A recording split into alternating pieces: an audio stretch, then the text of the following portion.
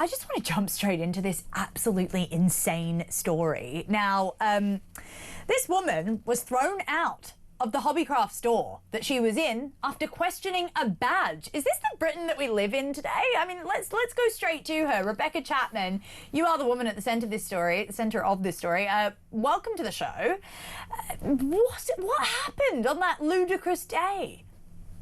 As we were paying, we noticed this member of staff was wearing the badge, which appeared to be barring gender-critical people from the store, using a slur to do so.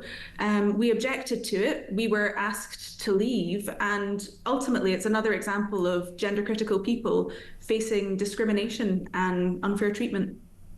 Well, you're right, because what if she had a badge on that said no trans, no Labour people or something like that? Do you think she'd get away with the same sort of thing? I mean, when she threw you out, was it quite violent, or was it, what was the confrontation like? So we asked the manager, we asked to speak to the manager. Right. You did a Karen. In retail. Sorry, say that again? You did a Karen. I need to speak to the manager. I did. I've been called Karen quite a lot over the past few days. But yeah, we asked to speak to the manager. The manager came over, and this member of staff explained that we had a problem with the badge. And he, instead of listening to a word from us, put his hands in the air and told us we needed to read a biology textbook, said you can write a complaint and you can leave. Wow.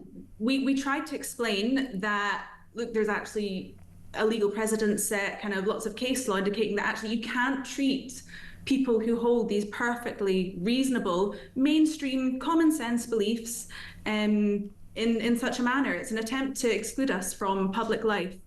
If you read a biology textbook, it would tell you that a trans woman is not a woman. That's not an uncontroversial sort of thing. I mean, that's ridiculous that they basically tried to educate you when you were telling them the truth. I mean, did you ever sort of experience anything else like this in your life, or is this really the height of ludicrous? I mean, frankly, an insane thing to say. We're all aware that the human species is sexually dimorphic. So I'm not sure why he thought that was some kind of comeback. Oh, so it was a he. We've seen a great deal of, quite crackers claims about gender and sexuality, gender and sex. Frankly, to me, it's quite clear there are men and there are women. That doesn't dictate what you do, how you live your life, but it does matter in terms of things like prisons, medical treatment, etc. And to hold that common sense belief isn't to be discriminatory to anyone else, isn't to be hateful. I mean, I've been called a Nazi, we've been told we're bigots, and that's really dangerous language. I mean, this always now just makes me think about Charlie Kirk and how he was completely vilified for having some very straightforward views that were absolutely not controversial about things like biology, men and women and what their sort of roles were. These are things that really shouldn't be something that everyone, I don't know, you get thrown out of a shop for. And I think it's ridiculous to be calling you those names, and it actually is really throwing fuel on the fire for this sort of violence that we see these days. I want to bring Myron into this. Yeah. I mean, what would you say to what this poor lady faced? Yeah, I think politics affects everything, but at the same time, we need to work hard to depoliticize areas as much as possible. And I would hope a Hobbycraft shop would be one of those areas.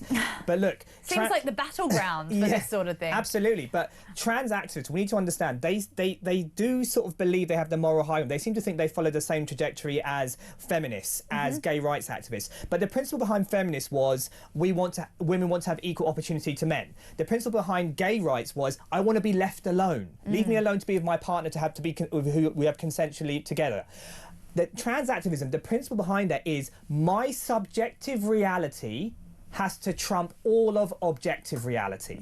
So my feelings has to trump all of truth, all of facts. We have to change legislation, change civil society, change language, just because I feel this way. So the actual principle behind trans activism is not the same as the other, as feminism and as gay rights. Now, I will completely respect any person who comes in here and says, you know, a trans woman who comes in here, I'm happy to play, you know, to be courteous and use their pronouns or whatever it is. No problem. Showing them much dignity as possible. But we cannot demonise people, customers, like we've just seen, and we cannot change civil society simply because of the way someone feels. No, you make a really good point there. I mean, are you going to be now standing up a little bit more for what you actually believe in, or is this really sort of put you off? Are you just like, no, I'm not gonna go near that? I've been outspoken for quite some time. A lot of people feel that they can't be that way. A lot of people feel they will face repercussions in the workplace, or if they have children. I think you've been discriminated against, genuinely. Exactly, I know that there have been similar cases where people have sort of won over £100,000 because they have been discriminated against. It's a form of discrimination. It's just not in the direction that the left wants it to be. Completely. And I mean, I would say it's a non-partisan issue. There are gender critical people across the entirety of the political spectrum, and because it's a very common sense mainstream belief. And I mean, I would hope that someone, an average person like me, speaking up over this circumstance would encourage other people to do so, not be afraid to be seen to do so publicly, to feel supported, to feel as though courage calls to courage. If you see someone else doing it, you feel more able to do it yourself. You're so right, and honestly, you're not an average woman. You're a very strong woman to stand up for this. And you are backed by the Supreme Court. Yeah, because it took 5 years to come up with the definition and 84 pages. Would you ever return to a Hobbycraft store after this traumatic experience? I would not. I'm going to save myself the trouble, and I would much rather give my patronage to businesses which, frankly, I mean, when you're going to buy some bits and bobs from a haberdashery, you're not looking for politics. A turf war. Go about your life. Yeah. You're right. You're so right. And it's also, you know, the left loves to boycott things. So how about you just reverse Uno them and boycott Hobbycraft? Genuinely, that just seems like an outrageous thing to happen. Rebekah, thank you so much for joining us. That's Rebekah Chapman.